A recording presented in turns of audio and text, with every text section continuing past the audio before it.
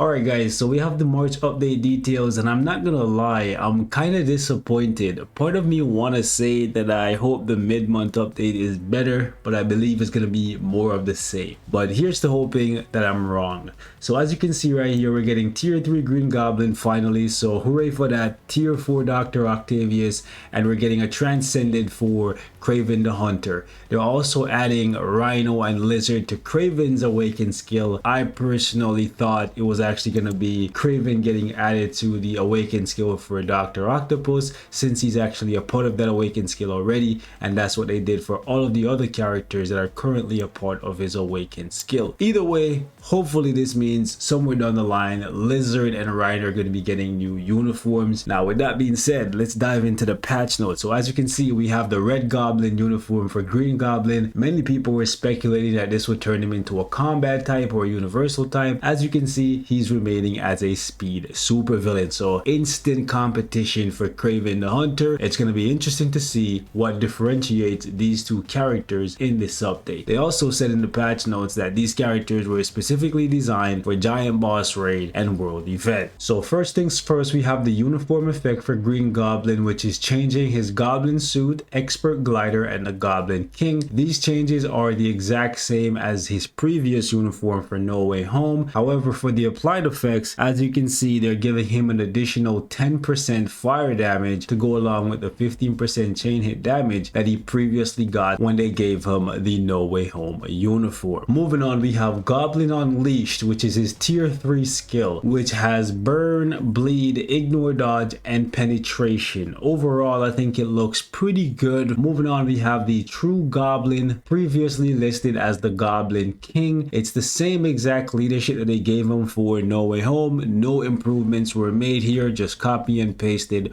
onto the Red Goblin uniform. The same goes for his 4-star passive, Goblin Suit, and likewise for the Oz Formula / Expert Glider. Why do you disappoint me? You waste my time. So this effectively means that unless there is a massive difference in damage between the Red Goblin uniform and the No Way Home uniform, you no longer need both of these uniforms. It's unfortunate. I was hoping they were going to do a little bit more to separate the Red Goblin uniform from the No Way Home uniform to give you some value if you wanted to have both of them. But personally, from what I'm seeing right now, it looks like it's just one or the other. Moving on, in regards to his active skills, the first skill just gives him a little bit of damage. Second skill has Burn, Bleed, Stun, and damage immunity for 3 seconds on an 8-second cooldown, and this is much better than what he had on the No Way Home uniform, which was a HP shield. Moving on, we have his third skill, which has Bleed, Paralysis, Guaranteed Dodge, and a 30% HP recovery, which is significantly better than what he had before. Before, he did not have the Paralysis here. Paralysis is pretty good for ABX, and secondly, this gave him a 20% HP recovery before. Now it's 30%. The cooldown time, however, is 2 seconds longer. Before it was 12 seconds, now it's 14 seconds. Moving on to the fourth skill, and the first thing that I don't like about this Red Goblin uniform is the fact that they removed his 100% damage proc. Previously on his No Way Home uniform, as you guys can see right here, he had a 100% damage proc with 100% immunity for 5 seconds,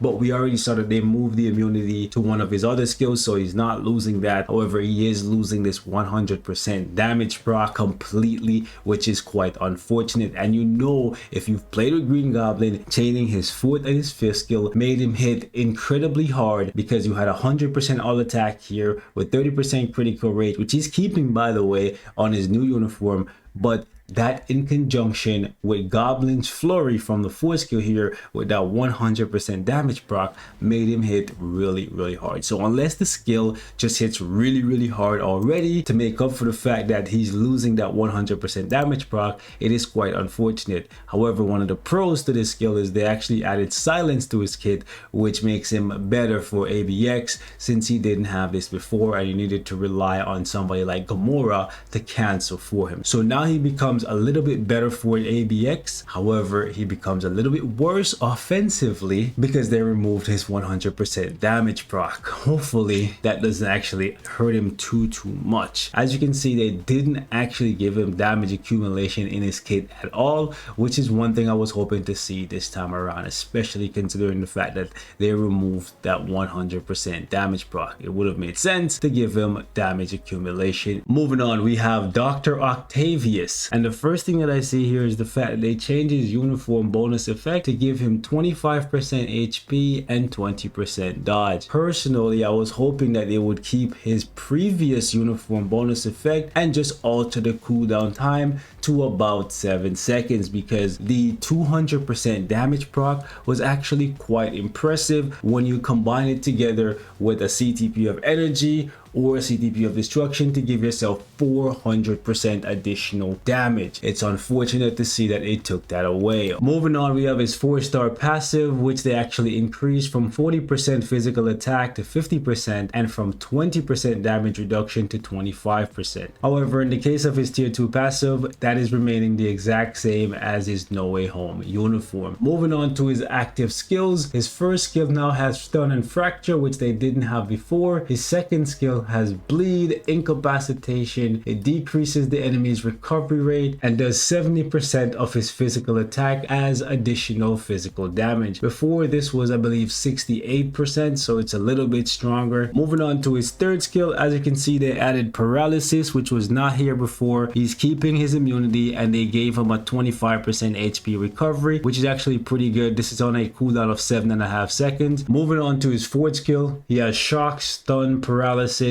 invincibility, and a 100% damage proc. The 100% is pretty good. He didn't have this before, but I still miss that juicy 200% that was on his uniform bonus. They're giving him silence, which is pretty good, and then we have a 40-40-40 attack, defense, and critical rate buff. Unfortunately for him as well, no damage accumulation, so we're going to be relying pretty heavily on his awakened skill rotation to stack all of these buffs. It's unfortunate, but this is what they're doing. Moving on, we have KRAVEN the Hunter, the one that I think they actually got right. They did exactly what I wanted to see for KRAVEN. His uniform bonus applies to the Sinister 6 allies and gives them 35% extra damage to heroes, villains, and in addition to that, 30% skill damage and 30% bonus damage. Personally, I would have preferred damage reduction for them, but this is amazing. Exactly what they needed to do to give them long-term value. So stacking KRAVEN with Green Goblin, that is gonna be absolutely amazing for these villains. This is so good. Next up, we have a new 4-star passive for KRAVEN the Hunter. I don't really like the activation rate deal on this one, but it's almost perfect. As you can see, whenever throwing spear or spear throw is used, he's actually gonna activate his passive, which gives him a 30% physical attack, which is what I asked for. But in addition to that, invisibility and ignore targeting. It's pretty good because it's a 1 second cooldown time, and this activates every 4 seconds once your cooldown time is maxed out. So it's pretty much up every time you use this skill, but you just have to remember to use spear throw. Next up, we have Law of the Wild. As you can see, they gave him damage accumulation. So out of the 3 villains getting an upgrade in this update, he's the only one getting damage accumulation. They're trying to make sure that people actually pick up this uniform for KRAVEN because they know he's the one that many people were thinking about skipping over. Red Goblin, easy must buy just because Green Goblin is a fan favorite. Same goes for Dr. Octopus, and possibly because of the fact that he's getting tier 4 and people want to see if he can challenge Namor and others. But then for KRAVEN, if they didn't give him something spectacular, many people were thinking it's a skip. But I don't know about now though, because he has silence on this skill, damage accumulation, damage immunity, and this is every 6 seconds. So you can keep this up all the time because the duration is 8 seconds, the cooldown is 6 seconds. That's actually kind of amazing. Only way this could be better if it was like 1.2% on the damage accumulation, but it's all good. Next up, we have Perfect Hunt, which has a burn and stun on it. It's a 12-second cooldown time. All of his cooldown times actually look really good, to be honest with you guys. And then we have Bomb Net. Interesting skill name, but it actually has a burn, sneer, defense down with a 30% heal, and invincibility with a 14-second cooldown. Overall, it's pretty good. I think the one thing that KRAVEN is missing is a frenzy buff. They didn't give him any critical rate, all attack, and any of that stuff. So if you don't have really good cards, it might be tricky for you to max out his critical rate and his critical damage without giving him a CTP of some kind. But overall, I think they did really well with this uniform for KRAVEN in terms of effects to make him relevant. So for sure, he's going to be one to consider. Next up, we have Green Goblin's tier 3 skill. As you can see here, it has poison and burn for base Green Goblin, so it makes sense for all of the uniforms. No, I'm not gonna lie, Dr. Octavius's tier 4 skill buff is kinda yikes. So hopefully it's better than it actually sounds on paper, but doesn't look like anything that you would be jumping to tier 4 him to get, but maybe it will actually be really broken, or maybe he'll just be really broken before you even get tier 4 buff, so it'll motivate people to actually tier 4 him. Who knows? Now the transcended skill for KRAVEN the Hunter looks pretty basic. Same for Rhino, same for Lizard. This is what it looks like. Just looks like your average awakened skill. Nothing to write home about. Now this game update is something that should have been added years ago. They finally added autoplay to world events so people will start playing it. That's actually pretty good. I don't know what made them decide to finally do it, but kudos to them. Now I'm not gonna lie to you guys, at the beginning of the patch notes when they said they were doing stuff with Giant Boss Raid, I got my hopes up. I thought they were gonna be doing something notable. Nope, not the case. All they're doing is making it so that you can't get transferred to the mindless zone in Giant Boss Raid against Dormammu if you're playing alone. Big whoop. And they're changing the conditions under which you get teleported. So before, he would just send one random character. What I found to be the case previously was the character that was closest to him at the beginning of the phase would just get sent to the mindless zone, and it only would happen like once if you're playing in a group setting. Now it's the person that's actually doing the least amount of damage, which makes sense. It doesn't slow the run down, so if you're not doing that much damage, getting sent to the mindless zone doesn't actually hurt the clear speed. However, personally, I think what people wanted to see here is more Soul of the Foul Teens or a higher drop rate for the Book of Vishanti, but instead they decided that this is what they wanted to do. As you can see, the HP and the defenses of the mindless one in Giant Boss Raid has been lowered to make it significantly easier, and then they did something with the Giant Boss Raid chat. Anyways, moving on, as you can see, they've actually upgraded the hero growth system to make it so that some characters don't actually need tier 2 materials to advance. This is pretty good because with us getting tier 4s on a regular basis now, obviously they're trying to streamline the game to a place where it's very easy to get tier 3s so that tier 4 becomes the primary focus. In addition to that, they've made it a little bit easier for you to decide how you want to play with the RNG when you're getting characters to level 70, and I assume at some point they're going to do the exact same thing for getting characters from level 70 to level 80 if people want to play with RNG that way. Frankly, I'm not too sure why they didn't just do that right here in the first place, or maybe they did but just didn't announce it, because right here, as you can see, they're just showing the 60 to 70 process. They're not showing the 70 to 80 process.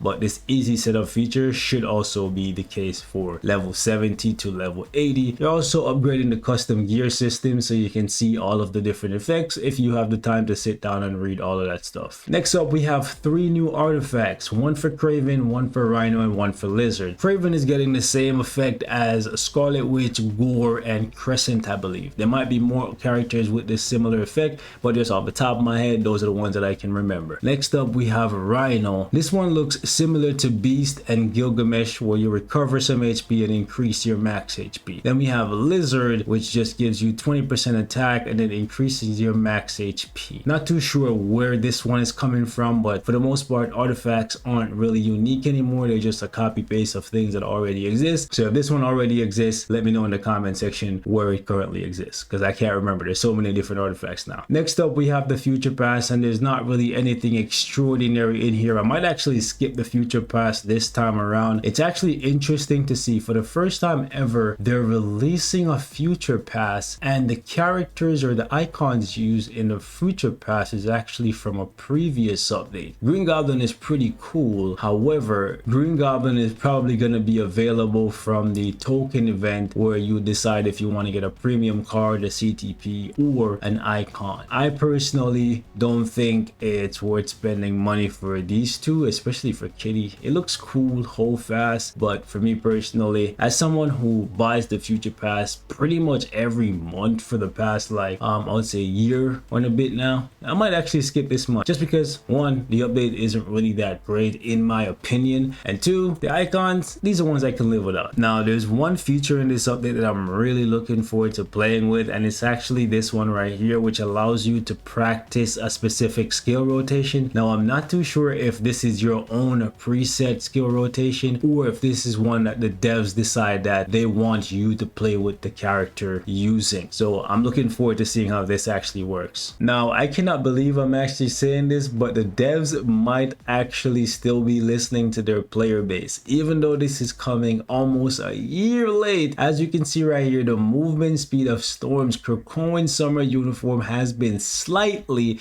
increased. Now it should have said significantly increased, because she's so bloody slow, but the fact that they're doing this months, almost a full year after the uniform was released, is actually quite crazy to me, but it is nice to see. In addition to that, they're making it so that you can turn off the SFX on Storm's tier 3 skill, which in theory might make her a little bit better for ABX and ABL, specifically ABL, so you can see what's going on with Surtur, because sometimes you're in that tier 3 skill and Surtur flies away and you're not able to transition out of her tier 3 into one of her other skills. So if you see that he's gonna move, this might actually give you the window for you to like use her one skill to push her closer to a Surtur, or where Surtur is going to be. Either way, these two changes for Storm is really good while Storm is still meta. It would have been annoying if they had waited until Storm was no longer meta for ABL to do these changes. So shout out to them for that. Next up, Green Goblin's uniforms, all of them except the Dark Avengers one, will be getting the Sinister 6 tag, and then Rhino is also getting the Sinister 6 tag as well. So this is pretty good. This means you're going to be able to use Green Goblin for his leadership, his tier 2 passive, and you're going to be able to combine him with KRAVEN the Hunter. So now Green Goblin should be hitting significantly harder. And for the people who didn't have Mystique, well, if you pick up KRAVEN's new uniform, you can combine KRAVEN and Green Goblin together on the Speed Supervillain Day for Extreme Alliance Battle.